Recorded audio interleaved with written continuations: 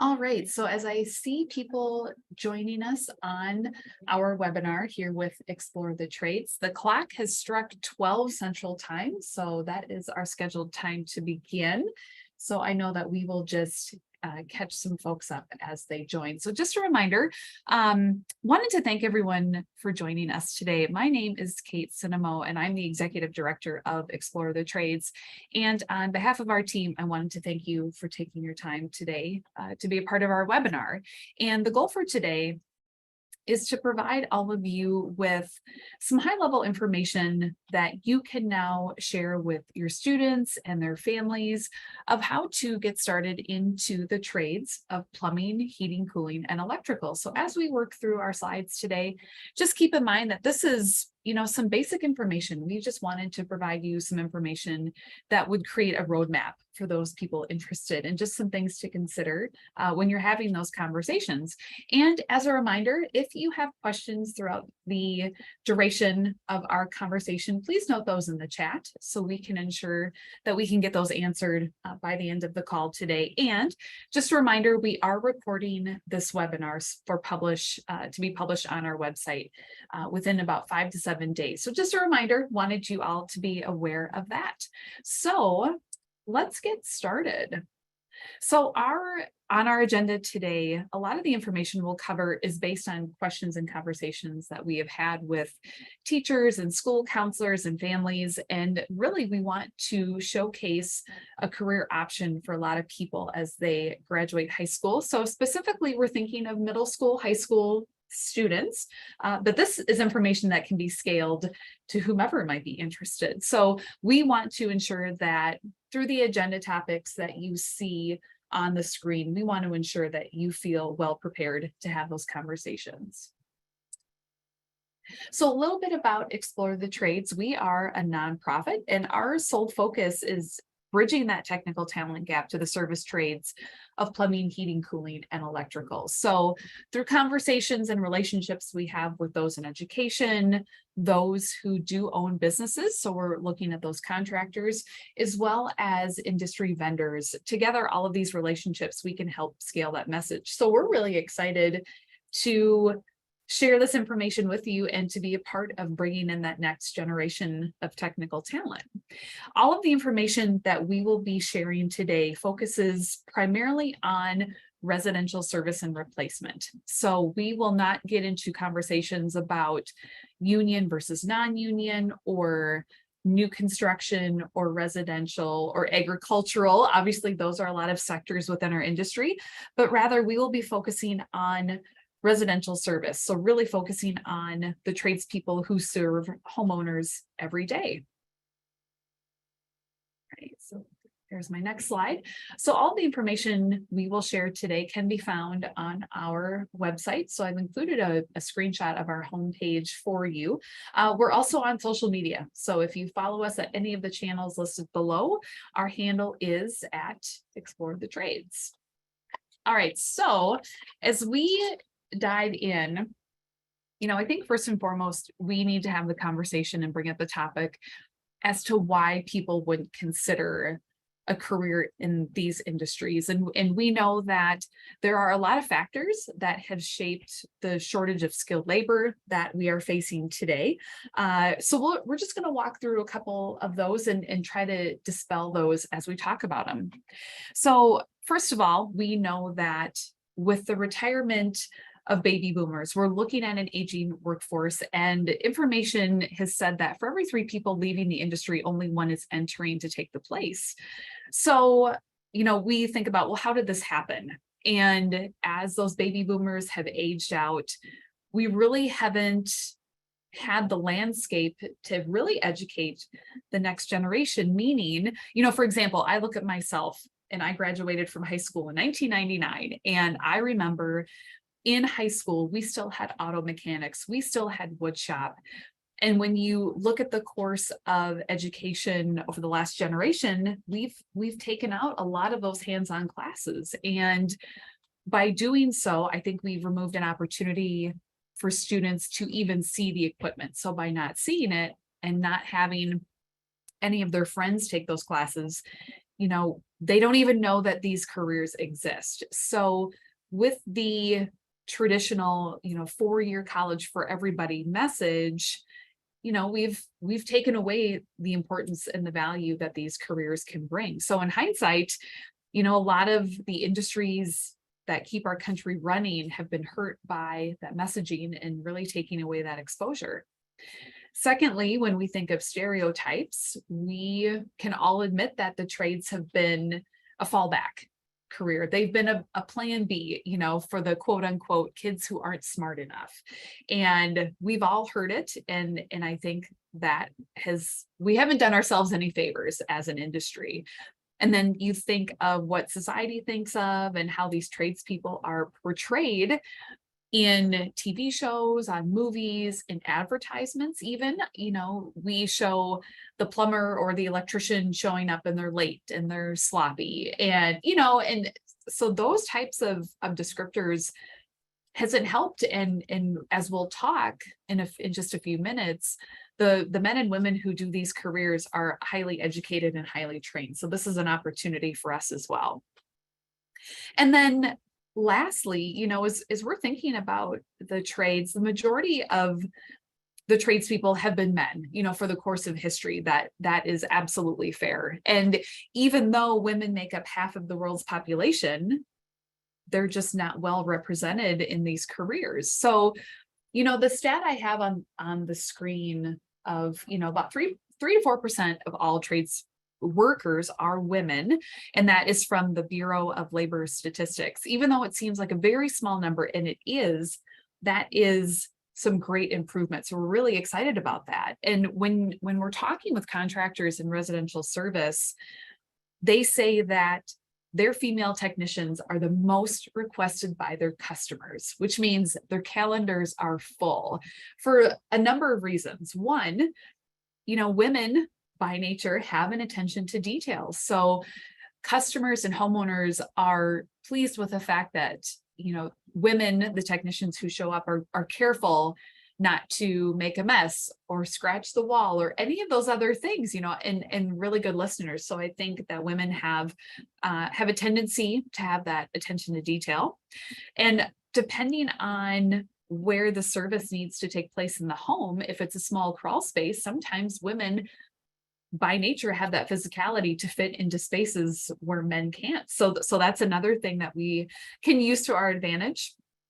And lastly, certainly not least, but they have the ability to establish more of an instant rapport with the homeowner. So, on average, when technicians show up to homes for a service call, most often than not, it might be the female who lives there that is home to answer the door and to work with the technician. So the ability to establish rapport with another woman, is really makes for a successful service call with the homeowner and the technician as well.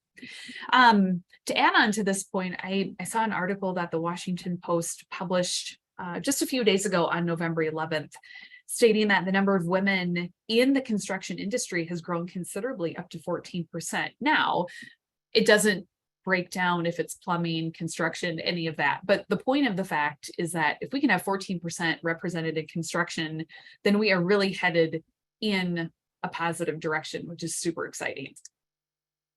So just to add a little bit of trades trivia for your day, as we're talking about women in the trades, the woman on the screen, her name is Lillian Baumbach, and I wanted to share a couple facts about her with you because I think it showcases the role of women in the trades and just a couple things that I think are interesting about her. So she is the first known female master plumber in the US, and she earned her master's license in 1951 when she was only 21 years old. Now she does have a legacy of her family. So her dad owned a plumbing business. And of course, like any family business, she learned how to do the trade early on and worked up to become a master plumber, which is quite impressive. A couple things about her is that she was known as the pretty plumber, as you can see. And she also wrote a column called Helpful Plumbing Hints for Housewives in their regional magazine. So that's really exciting. Also, she was known to be a popular pen pal during the Korean War, with many soldiers writing to her. So Lillian has certainly blazed the trail for a lot of women, and I think it's very impressive given in that day and age, and how far we have come as well.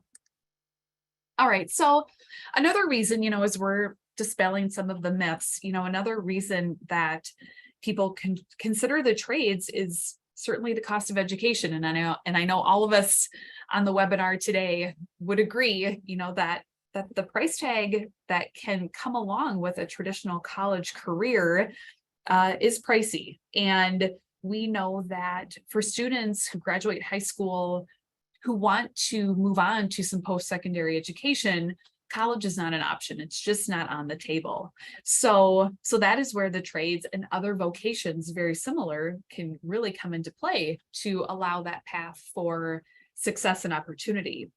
So, and I'm sure you all saw this too, but last September of 2021, the Federal Reserve estimated the amount of student loans carried by Americans at that time totaled $1.73 trillion.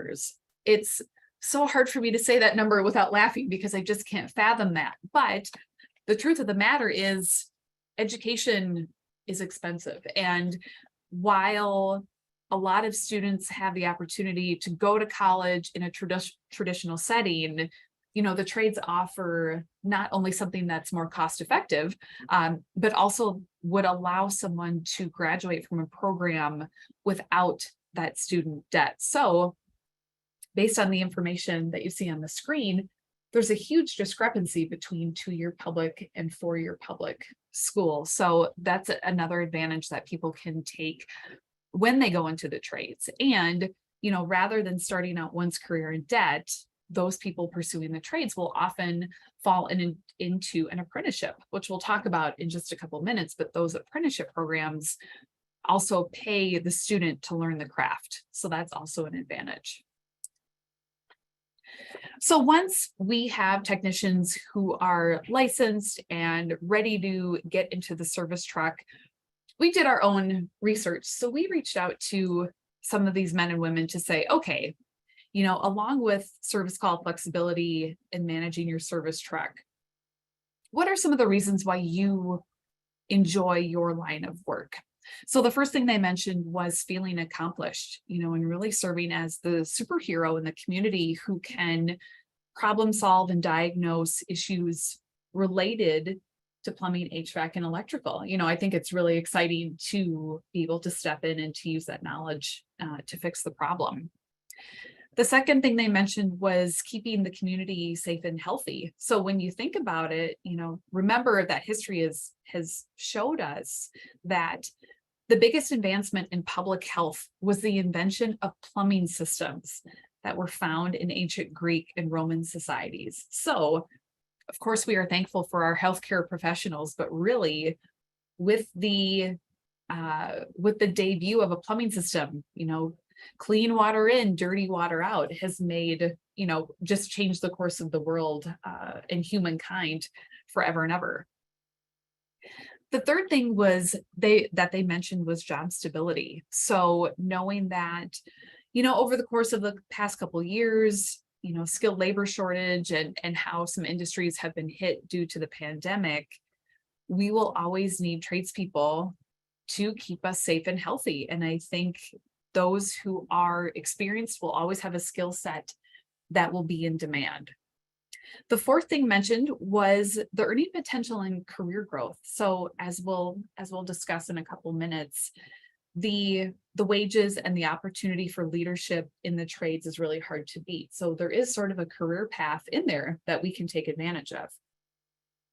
And finally, some of our technicians said that they enjoyed their jobs because they are helping the environment. And that is through water and energy conservation technologies that I'm sure a lot of us are taking advantage of right now. So while we're at work, we're able to monitor and control this equipment from our smartphones. So, it's really the advent of technology and how those are just other tools in the tool bag that we can take advantage of. All right, so as I mentioned in our last slide, there is a lot of potential for career growth, specifically when you're looking at plumbing, HVAC, and electrical. So as you can see on the screen, I wanted to share one of our most popular infographics that we have on our website. We're looking at the plumbing one right now, but we do have versions for both HVAC and electrical. So these have been really helpful in starting conversations to say, okay, after I earn my high school diploma or GED, these are the opportunities ahead of me. So once I complete my apprenticeship, I could sit for my journeyman's license. I could sit for my master's license. I could move up to be the GM of a shop. Or if I want to, this is a great opportunity for those entrepreneurs to start their own business. So that is really exciting. So it's not just, oh, I'm just a plumber and here's my tool bag. I mean, there's so much more to the story. All right, so we have talked about an apprenticeship, and for those people, for those technicians to get where they are, this is where they had to start. And we know that for a lot of people, they haven't heard the word apprenticeship before. But for those of you who love history, you'll know that apprenticeships have been around since the Middle Ages. And it's really a see if I can say this, a time-tested training system that has worked well for many vocations to pass on their craft generation after generation.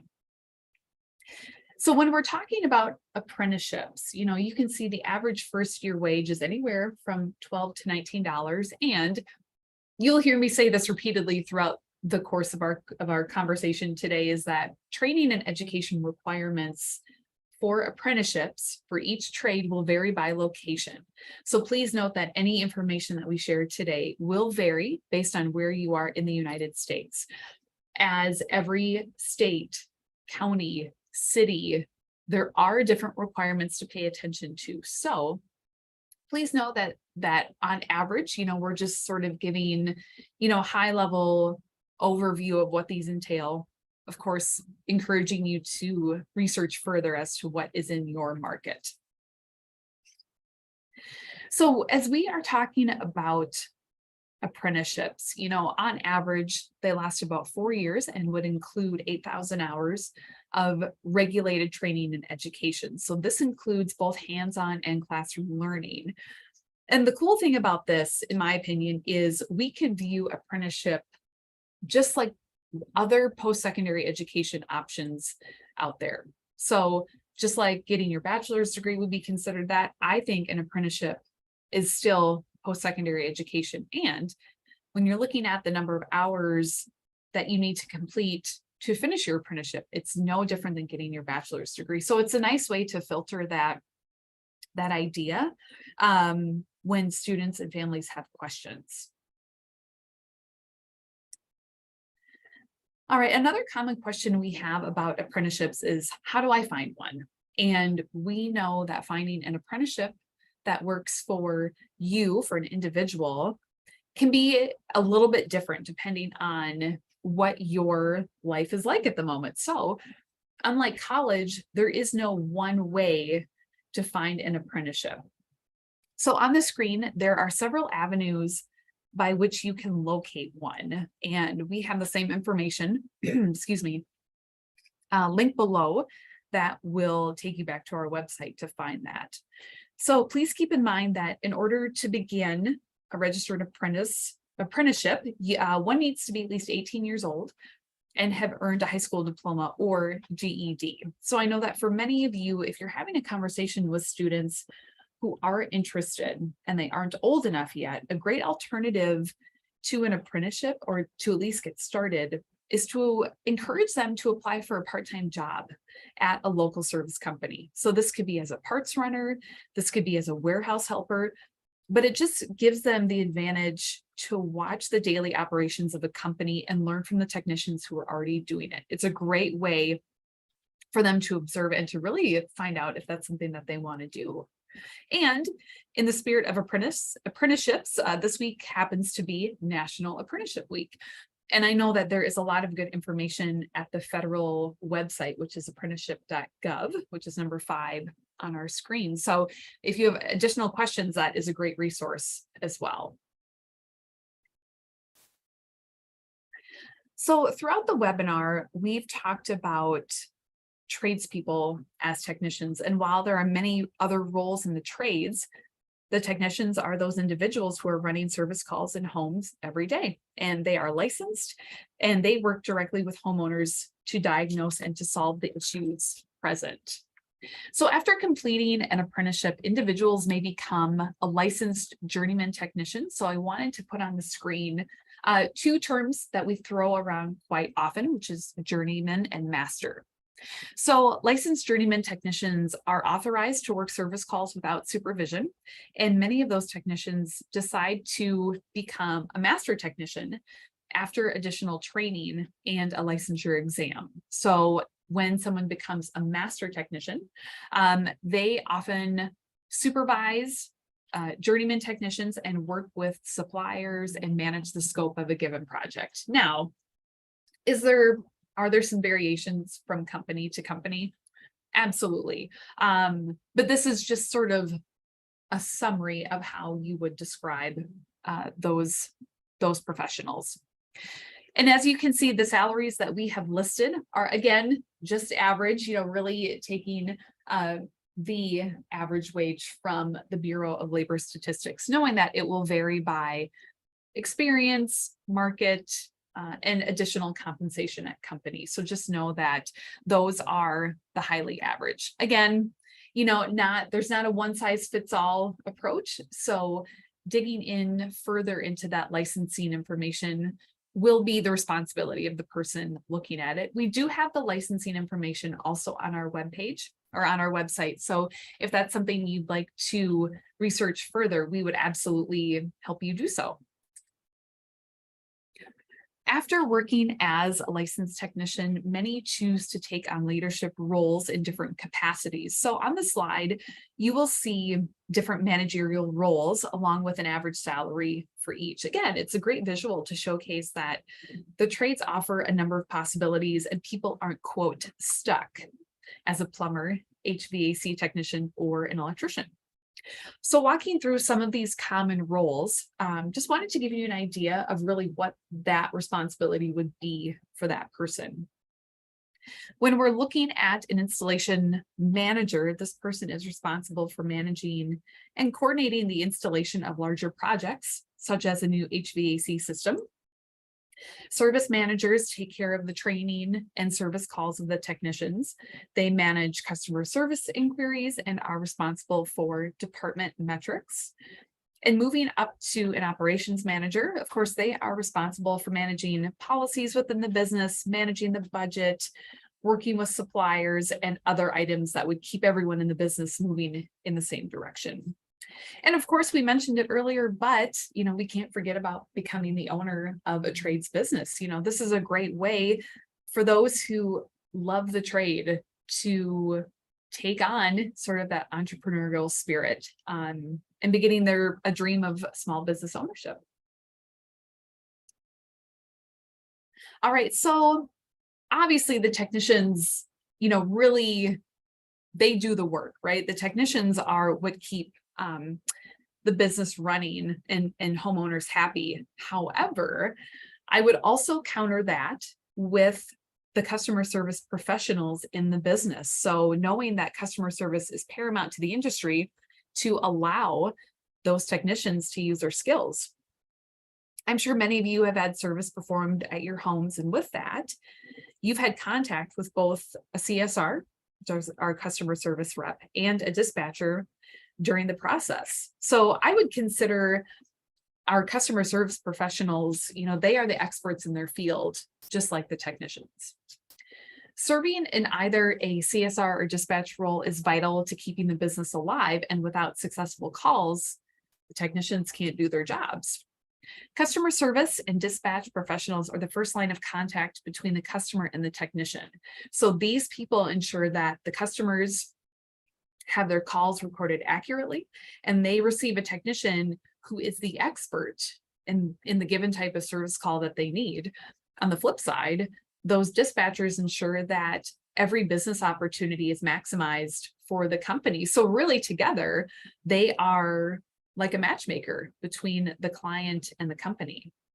For many, working as a CSR or dispatcher allows them to experience the industry and understand how the business works together. And for those interested in leadership, common promotions include becoming an installation manager, service manager, and moving into an operations role, just like our technicians. This is a brand new section on our website, so I've included the direct link below. So all of you on the call today are the first ones who will be able to check out this information. And then coming up in the next couple of weeks, we will be creating an infographic that mirrors the career infographic that we just saw related to plumbing. So we're putting those together for customer service as well. So moving on to, sort of the soft skills and personalities that we look for in the trades. And as we think about the role of a technician in a residential setting, it's important to remember that there are a number of traits that would help a person be successful. On the slide, you will see the top 10 traits for a technician that are desirable. So a lot of them are soft skills crucial to working with homeowners. And keep in mind that while someone may not be a perfect fit mechanically when they start, that can always be remedied. In fact, a common slogan, for companies hiring these days is hire for character, train for skill.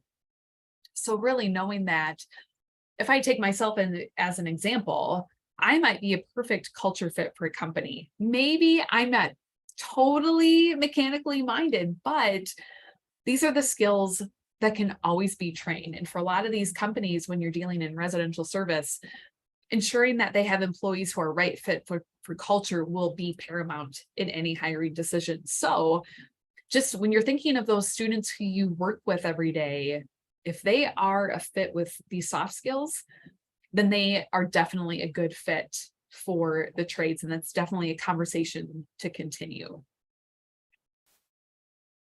Another question we have is, as a student, I'm ready to be an electrician. What do I need to do in high school to prepare me for that? And it's a great question. And what we've done is we've compiled a list of the most beneficial classes, and you can see those on the slide. And I'll just make a note that if any of the electives are available in your high schools, you have basically won the lottery because these aren't common classes. And for your school district to offer them, to me, really showcases that they are thinking about all of the students and they are really thinking forward. So, which is awesome. A lot of the common core classes are math and science. And maybe some of you are thinking, oh my gosh, I know that one of my students would be a great fit, personality, communication, things like that. And let's say this student isn't, doesn't really love math, doesn't really love science. Just know that they should still pursue it, because during that apprenticeship, they will learn the math and the science that they need to successfully do their job. So if they don't like it now, and I can relate to being one of those kids who didn't like math, just know that they will always learn. So it should not be a detriment to pursuing that. And then also we do have public speaking and physical education on the list as well, specifically when thinking about communication as a priority for working with customers, and as well as being able to physically be able to get into all the nooks and crannies in every job. So those are important as well. All right, so moving on to the next one. As we're talking about math and science, it's really important that we don't forget that the trades are STEM careers. They're not just dirty jobs. And more often than not, these technicians aren't going on dirty jobs. So as we think about science, technology, engineering, math, these three trades, electrical, HVAC, and plumbing, are absolutely fitting into that filter of STEM careers. For example, if we're looking at all things science related to HVAC, we know that those technicians are working with refrigerants in air conditioning units. So that is paramount. When we're thinking of technology, We know that electricians are now outfitting homes with solar panels and chargers for electric vehicles. So that is, all of these things above and beyond what you might think an electrician is now managing. And then when we're thinking of engineering and math, think about when you took a shower this morning, when you were washing the dishes last night. Those plumbers are constantly using engineering and math when they're calculating water pressure and measuring angles when fitting pipes. It really is all around us. So on the screen, again, everyone will have access to these slides. Note that we have the link at the bottom of the page. And then when you access the slides later, every photo is linked to the corresponding website. So you'll be able to watch those videos very easily. So the next thing that I wanted to share with all of you, and I think this goes back to the conversation of really ensuring that students are exposed to these careers at an early age. And because our focus is bridging the technical talent gap to the service trades, our goal is to make sure that we're meeting students and educators and parents where they are in terms of their knowledge and awareness of the trades. So last year we partnered with Ferguson, which is an HVAC and plumbing distributor in the US, in Canada, and certainly in other spots around the world, to create HVAC and plumbing skill labs in high schools in the US. So because of our pilot program, we were able to produce 3 labs, one located in Florida, one in Kansas, and one in Texas. So we were able to outfit brand new classrooms in these school settings, which was awesome.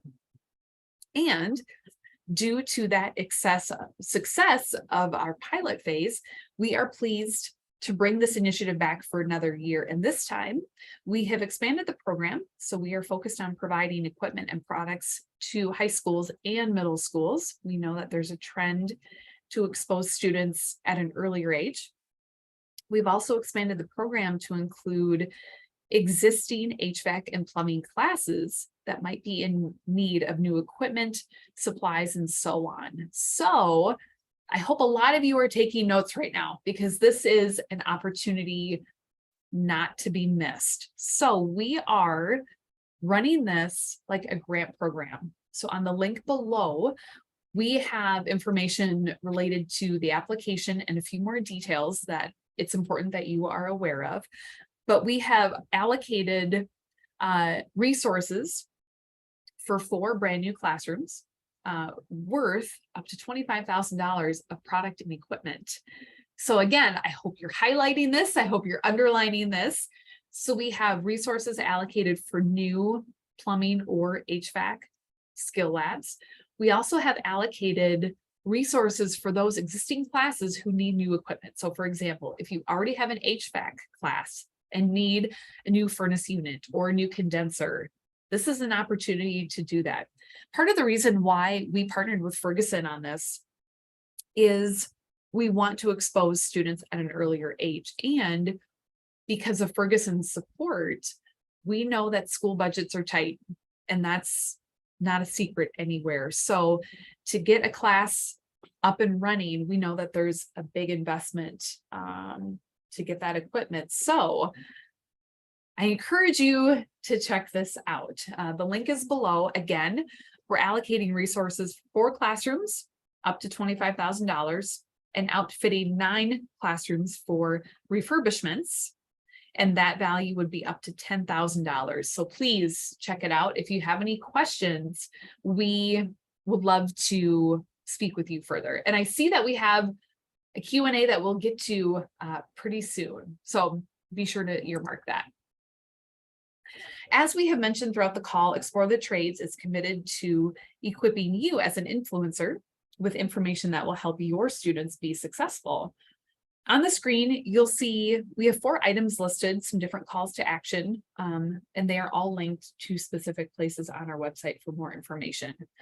So the first thing we have to offer are poster kits. And we have assembled a free poster kit for you to hang in your classroom, in the hallway, in the lunchroom, wherever students will see it. That is where they will get the most benefit. So that is one option for you. And since last August, we've sent out over 1,200 kits to 1,100 classrooms around the US and Canada. And the photo, the image that we have on the screen is our map of where all of those have landed, which is really exciting.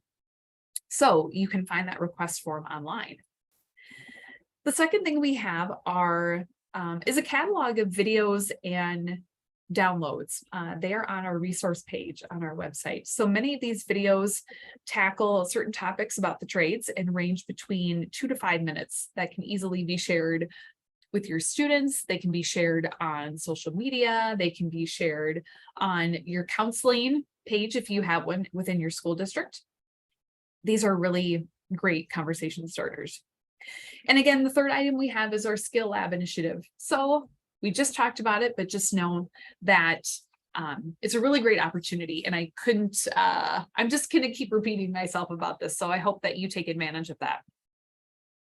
And lastly, if you are looking for a lighthearted and fun way to share the history of the skilled trades with your students, we have created Trades Trivia, which I have linked on our slide deck as well. It's also in the drop-down menu of our website. So it's about 20 questions.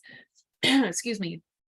And it's a really fun way to discover the history of what plumbing, HVAC, and electrical have brought not only to the world, but really looking at the US. And really, when you take a step back, we could not live the lives we have without these tradespeople. So for all of those who complete the trivia and submit their name and address, we send everyone a pack of stickers. So if you're looking to decorate your laptop, lockers, water bottles, this is a great way to do it. And show everyone that you now have knowledge in the trades. So those are just some calls to action that we have, and time for questions. And I'm going to look in our Q&A. So we have one question from Jeff about the Ferguson initiative that we have. So, and it's a great clarification point, Jeff. Thank you. So to specify with our Skill Lab initiative, when we say $25,000 in 4 classrooms, we mean that each of the 4 classrooms will receive product and equipment worth up to $25,000. So in total, looking at those 4 classrooms, that's $100,000 worth of product and equipment split evenly. So that's a great point, Jeff. So thank you for clarifying that. It's the same thing with those 9 classrooms that already exist. So 9 classrooms, each of the 9 would receive product and equipment worth up to $10,000. So that's a great clarifying point. So thank you. Melissa asked, which may have already be answered. Yep. So we will share the links. The question is regarding the links that we have shared in the slide deck. So once we are done, we will ensure that everybody on the call who is attending and who is registered will get that slide deck electronically. So yes, you will be able to click on all of the links as well. So those are the 2 questions that we have right now. And then I'm going to check our chat box as well. So nothing there. So what I will do, and I know that everyone is busy today. So again, we're thankful that so many people joined us. So what we will do is ensure that the slides that we've shared today, everyone will be emailed. So you'll be able to click those links as well. And then also, again, thank you. So on behalf of myself and Maddie, we wanted to just thank everyone for being a part of the call today. And should you have any questions that come up or you've been thinking about, feel free to give us a call, drop us an email. We're more than happy to have those conversations. And because everyone registered for the call, we will be assembling a package of your own trades information. So we'll work on getting those put together and then planning to ship those out to all of you with your address in about 2 to 3 weeks as a thank you for joining us today. So as we close out the call today, you'll see a quick survey pop up, and it's really important, and we would certainly appreciate it if you were to fill out that survey so we know what was helpful, what wasn't helpful, what other information you could take back to the students just looking for all sorts of feedback to ensure that we bring some value to the time that you shared with us today. So again, on behalf of Maddie and myself and Explore the Trades, thank you for joining us today. Have a great rest of the week and a great Thanksgiving. Thank you.